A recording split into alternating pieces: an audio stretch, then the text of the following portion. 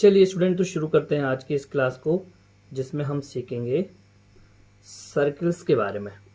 Okay, तो सबसे पहले तो माइंड में यही क्वेश्चन आता है कि व्हाट इज सर्कल। तो सर्कल क्या होता है? सर्कल एक ये शेप जो होता है सर्कल का होता है, इसी को सर्कल बोलते हैं। एक ऐसा शेप जो अपने आप में पूरा परफेक्ट हो, है ना, उसको हम सर्कल बोलते हैं।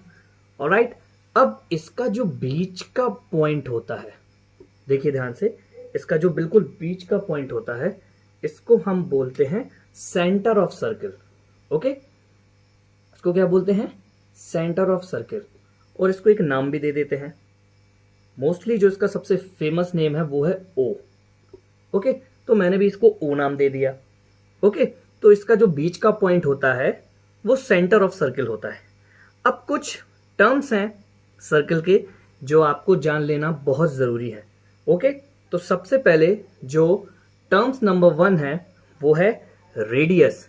What is radius? ओके, तो चलिए सबसे पहले हम रेडियस को ही समझ लेते हैं। What is radius? ध्यान से देखिए, रेडियस। तो बच्चों, रेडियस क्या होता है? तो ध्यान दीजिए, हमारे सर्कल में सेंटर पॉइंट से लेकर किसी भी पॉइंट के पास की जो दूरी होती है उसको हम रेडियस ऑफ सर्कल बोलते हैं। फॉर एग्जाम्पल, ये हमारा सेंटर ऑफ द पॉइंट है और यहां पे मैं एक पॉइंट बना देता हूं और इसको नाम दे देता हूं ए। ओके, तो अब देखिए, सेंटर पॉइंट से लेकर ए की बीच की जो ये दूरी है, इसी को बोलते हैं रेडियस ऑफ सर्कल। ओके, ये होता है रेडियस ऑफ सर्कल। एक और बात, रेडियस का जो प्लूरल फॉर्म होता है उसको हम रेडी भी बोलते हैं। ओके, रेडी, कंफ्यूज मत होना, ये दोनों नाम ही इसी के हैं। रेडी इसी को बोला जाता है।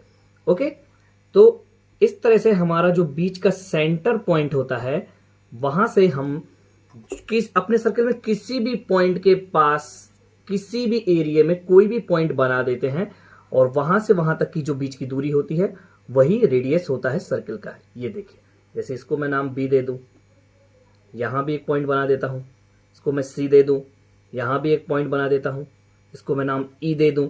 तो इस तरह से ओ बी, ओ सी, ओ ई, ये सभी रेडियस ऑफ सर्कल है। ओके, ये सभी के सभी रेडियस ऑफ सर्कल है। चलिए, तो फर्स्ट टर्म हमारा कंप्लीट हुआ जिसमें हमने सीखा रेडियस ऑफ सर्कल। ओके, चलिए, सेकेंड टर्म है हमारा, वो है diameter. What is diameter?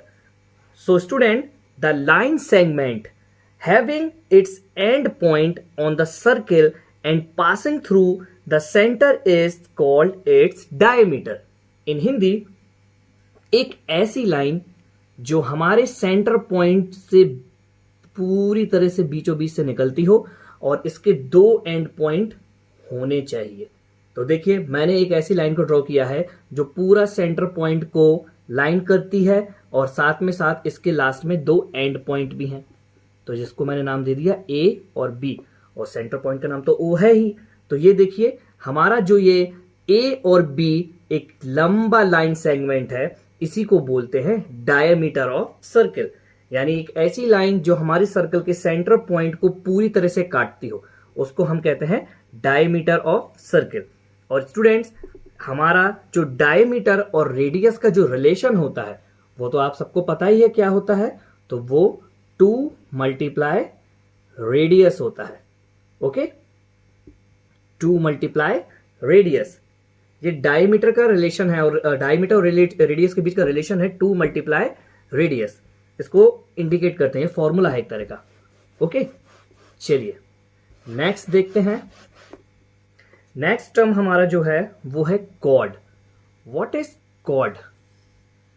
Cord क्या चीज है? ये टर्म जो है वो आप लोगों के लिए नया है, तो कॉर्ड क्या होते हैं समझ लेते हैं। कॉर्ड क्या होते हैं student? A line segment whose end point line on the circle is called a chord. For example, अगर मैं यहां से यहां तक एक लाइन खींच दूं और एक लाइन यहां से भी खींचूं, और इन्हें मैं नाम दे दूं ए, बी, सी या डी। तो सर्किल के किसी भी हिस्से में जो हम लाइन ड्रॉ करते हैं और इनके जो एंड पॉइंट होते हैं उसे हम सर्किल का कॉर्ड कहते हैं। अब दिमाग में एक क्वेश्चन आता होगा, सर क्या डायमीटर भी कॉर्ड ऑफ द सर्किल है? जी हां, बिल्कुल। हमने जो सेंटर पॉइंट से एक लंबी लाइन बनाई थी जिसे हमने शुरू में नाम दिया था ए और बी, इसका मैं नाम बदल देता हूं। ए और बी जो हमारा डायमीटर था, इसको ई और एफ कर देते हैं, तो वो भी कॉर्ड ऑफ द सर्किल होता है। In fact diameter is the longest chord of the circle. Diameter जो होता है वो सर्किल का सबसे लॉन्गेस्ट कॉर्ड होता है। ओके, और साथ ही साथ सर्किल के किसी भी प्लेस पे जो स्मॉल लाइनें हम ड्रॉ करते हैं उन्हें हम कॉर्ड ऑफ द सर्किल कहते हैं। ओके, चलिए नेक्स्ट पॉइंट देखते हैं हम। नेक्स्ट टर्म जो हमारा है वो है arc. What is arc? Arc क्या होते हैं, चलिए समझ लेते हैं। Arc, any part of circle is called an arc of a circle. अब ये हमारा सर्किल है और सर्किल के किसी भी पार्ट को, यानी कि किसी भी पार्ट को हम आर्क कह सकते हैं। फॉर एग्जाम्पल मान लीजिए ये जो पार्ट है इसे मैं रेड कर देता हूं ताकि आप इसको समझ सकें। तो ये जो छोटा सा पार्ट आपको दिख रहा है इसको मैं नाम दे देता हूं, फॉर एग्जाम्पल यहां पे एक एंड पॉइंट, एक यहां पे, एक इधर पे, मान लीजिए ए, बी और सी। तो अब देखिए ये जो पार्ट है हमारा ए, बी, सी, ये आर्क ऑफ द सर्किल है। ओके, ये है हमारा arc of the circle. It means any part of the circle is called arc of the circle.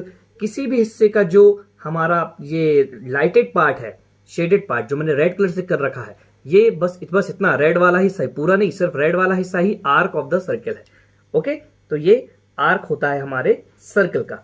चलिए अब हम इसमें डिफरेंस समझ लें, मेजर एंड माइनर आर्क क्या होते हैं। Okay, what is major arc and what is minor arc? तो बहुत इजी है उसको समझना स्टूडेंट, ध्यान से देखते जाइए। Major arc and minor arc, पहले हम समझ लें मेजर आर्क को और फिर माइनर आर्क को।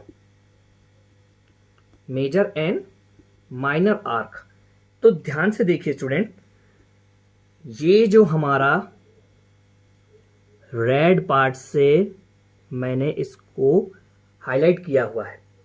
ओके, और इसे इंडिकेट करने के लिए हमारे पास 3 पॉइंट होने चाहिए, तो मैंने 3 पॉइंट्स बना दिए हैं। इनको मैं नाम दे देता हूं पी, क्यू, आर। तो पॉइंट पी, क्यू, आर जो हमारा है वो माइनर आर्क है सर्किल का। Okay, point P, Q, R जो है वो माइनर आर्क है हमारे सर्किल का। और इसके बाद जो हमारा बचा हुआ ये वाला पार्ट है पूरा, जो मैंने ब्लैक कलर से शेड करके रखा हुआ है, यहां से लेके यहां तक का जो पूरा हिस्सा है हमारा, अभी इसको पॉइंट करने के लिए हमें इसे एक पॉइंट और देना पड़ेगा। यहां पे मैं इसको पॉइंट दे देता हूं और इसको नाम देता हूं टी।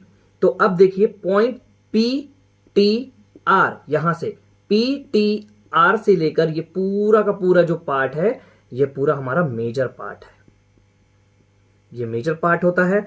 और पी, क्यू, आर जो है ये माइनर पार्ट होता है। माइनर आर्क, मेजर आर्क, छोटा हिस्सा माइनर आर्क होता है और बड़ा वाला हिस्सा मेजर आर्क होता है सर्किल का। Okay, now next term is what is semi circle. बहुत ही आसान है सेमी सर्कल को समझना। Semi circle, what is semi circle? तो सेमी सर्कल का मतलब होता है सर्किल को 2 बराबर हिस्सों में बांट देना। ओके, यहां से हमने एक डायमीटर खींचा ए और बी, तो अब आप देखिए पार्ट सी और पार्ट डी में हमारे सर्कल को बांट दिया गया है। मतलब हमने एक सर्किल के 2 हिस्से कर दिए, 1 और 2। इसी को कहते हैं semi circle. Okay, semi circle. चलिए नेक्स्ट हम देखते हैं, नेक्स्ट टर्म जो हमारा है वो है सर्क्यूमफेरेंस। What is सर्क्यूमफेरेंस? तो ध्यान दीजिए, ये हमारा सर्किल है और हमें पता लगाना है सर्क्यूमफेरेंस। Okay, सर्क्यूमफेरेंस circumference. चलिए देखते हैं। तो सर्कमफेरेंस क्या चीज है? तो लेंथ ऑफ द सर्किल जो है वो सर्कमफेरेंस होता है, length of the circle. Okay, अब लेंथ ऑफ द सर्किल हम कैसे पता लगाएंगे सर्कमफेरेंस को? तो ध्यान दीजिए, एक छोटी सी रस्सी लीजिए आप। ओके, एक छोटी सी रस्सी को आप इस सेंटर पॉइंट पे रखिए और उस सेंटर पॉइंट से यहां सर्किल के पास लगाकर उसको मेजर करिए कि आखिर यहां से यहां तक वो रस्सी कितनी है। तो जितना भी रस्सी का टुकड़ा होगा उसको हम स्केल में मेजर कर लेंगे कि आखिर सेंटर पॉइंट से लेकर सर्कल के पास तक हमारी जो रस्सी का नाप है, मेजर है, वो कितना है, और उसी को हम कहते हैं लेंथ ऑफ द सर्किल। देखिए, क्योंकि उसी से मिलकर तो ये पूरा सर्कल बना हुआ है, तो लेंथ ऑफ द सर्किल को ही सर्कमफेरेंस बोला जाता है। Now what is interior and exterior circle? Okay, वो और समझ लेते हैं। What is interior and exterior circle? तो ध्यान दीजिए, इंटीरियर, ये इंटीरियर और यहां एक्सटीरियर। तो यहां मैं कुछ पॉइंट बनाता हूं, point P and point A, और यहां बनाता हूं पॉइंट M। ठीक है, ये तो O है ही हमारा सेंटर ऑफ द पॉइंट। अब ध्यान दीजिए, पॉइंट O जो है वो सर्कल के अंदर है, इसीलिए ये क्या है? इंटीरियर पॉइंट है, इंटीरियर सर्कल है। उसी तरह पॉइंट A देखिए, ये भी सर्कल के अंदर है, तो ये भी इंटीरियर सर्कल है। लेकिन पॉइंट M जो है वो सर्कल के सबसे बाहर है, इसीलिए इसको हम कहते हैं exterior point of the circle. यानी एक ऐसा पॉइंट जो सर्कल के बाहर होता है उसको exterior point of the circle कहा जाता है। ओके स्टूडेंट, चलिए, तो अब हमारा जो टर्म्स था एक सर्कमफेरेंस, उसे जरा हम समझ लें, क्योंकि पूरे सर्किल में सबसे ज्यादा समझने का काम सर्कमफेरेंस में ही होता है। ओके, तो सर्कमफेरेंस का जो हमारा फॉर्मूला है वो ध्यान दीजिए। सर्कमफेरेंस का जो फॉर्मूला होता है वो होता है हमारा 2πr। ओके, 2πr जो होता है ये फॉर्मूला है, ये लर्न करना होता है। और 2πr का जो मान होता है, मान इन द सेंस उसका फॉर्मूले का जो हमको रिजल्ट पर मिलता है, उसे हम बोलते हैं 22/7 या फिर 3.14।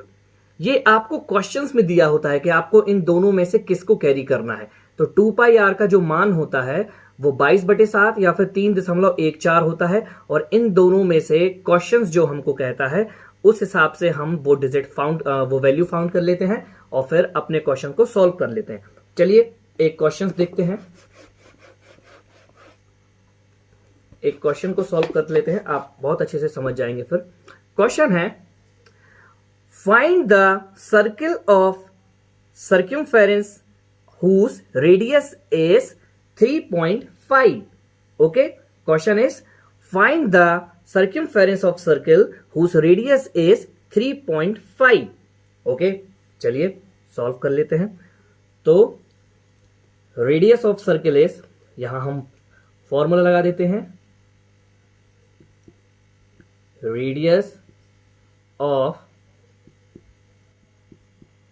Circle is 2πr।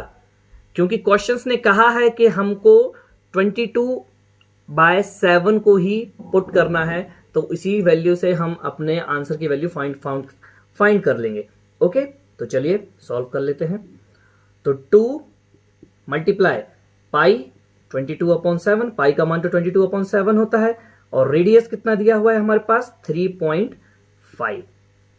क्वेश्चंस में ही था रेडियस 3.5, पर जरा बच्चों ध्यान दीजिए 3.5 जो हमारा है वो पॉइंट में है, तो इसको हम पहले फ्रैक्शन में कन्वर्ट कर लेते हैं। तो फ्रैक्शन में जब हम इसको कन्वर्ट करेंगे तो देखिए पॉइंट के एक अंक के बाद 5 है तो नीचे 10 आ जाएगा, तो हमारा ये बन जाएगा 35/10। इसको हम अगर सॉल्व करेंगे, छोटा करेंगे, तो ये 5 से कट जाएगा, 5 2 ज़ा 10 एंड 5 7 ज़ा 35। तो वैल्यू क्या आई है 7/2। तो तो यहां आ जाएगा 7/2। ओके, अब क्वेश्चंस इजीली हमारा सॉल्व हो जाएगा। ये देखिए 7 से 7 कट जाएंगे, 2 1 जा 2, 2 1 जा 2, ये कट जाएगा, और 11 2 जा 22 सेंटीमीटर। ये हमारा इसका आंसर हो जाएगा। सॉरी, यहाँ पे लाइट है, मैं थोड़ा सा यहाँ इसको लिख देता हूं। आंसर हमारा जाएगा 22 सेंटीमीटर। ओके, 22 सेंटीमीटर में हमारा आंसर निकल आएगा। चलिए एक और क्वेश्चन लेते हैं, जिसमें अब हम इस बार 3.14 से वैल्यू पुट करेंगे और आंसर निकालेंगे। तो क्वेश्चन है, find the circumference of circle whose radius is 5 centimetre. ओके, इस बार हमें जो रेडियस निकालना है वो 5 सेंटीमीटर से निकालना है, और जो पाई की वैल्यू पुट करनी है वो 3.14 से करनी है। ओके, चलिए बहुत आसान है, डाल देते हैं। फॉर्मूला है हमारा रेडियस ऑफ सर्किल, ये तो जरूरी है हर बार लिखना। रेडियस ऑफ सर्किल इज 3.14, यही है भाई, है ना। पाई की वैल्यू इस बार हमको 3.14 से पुट करना है, तो इसी से हम सॉल्व कर लेंगे अपना क्वेश्चन। चलिए तो वैल्यू पुट करते हैं।